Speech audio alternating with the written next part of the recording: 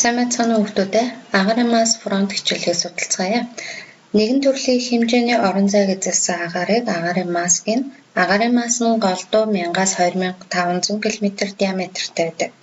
Агаарын массыг температурын хувьд дулаан, хүйтэн гэхээс гадна үүсэн мөрөлдсөн газар орчноос нь хамаарч туйлын, сэрүүн, тропикийн, экваторын гэж ангилдаг.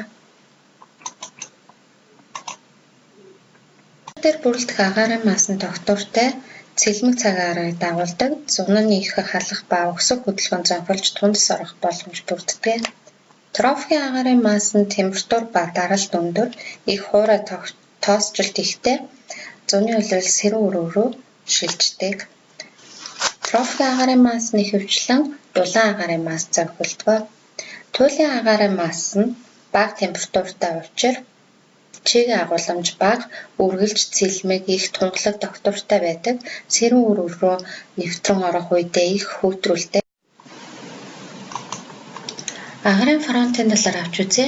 Хоёр өөр төрлийн агаарын массын хоорондох хил заагийг фронт гэнэ. Өөрөөр хэлбэл температур ба чигээрээ ялгаатай агаарын массуудын нийлж буй нарийн бүс юм а. Дулаан фронт үүсэж буйг харуулж байна. Дулаан фронт гэдэг нь дулаан агаар хүйтэн агаарын зүг шилжихийг хэлнэ. Дулаан фронтын үед голдуу давхраад үүсэх ба их талбайг хамарч урт хугацаанд үргэлжилсэн ширээ зөөлөн тундас ордог.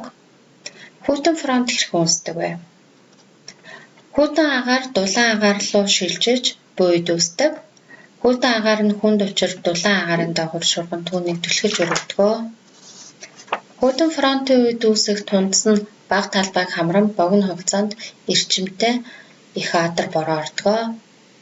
Хэрвээ агаарын урсгал фронтын адаргын дагуу хоёр талаар нь урсвал фронт тогтвортой байдаг. Хүйтэн фронт дулаан фронттой нэгдэж нийлмэл фронт үүсгдэг. Фронтын гадарга нь үргэлж хүйтэн тал руугаа налуу дулаан агаарын доогуур шургасан байдалтай байдаг.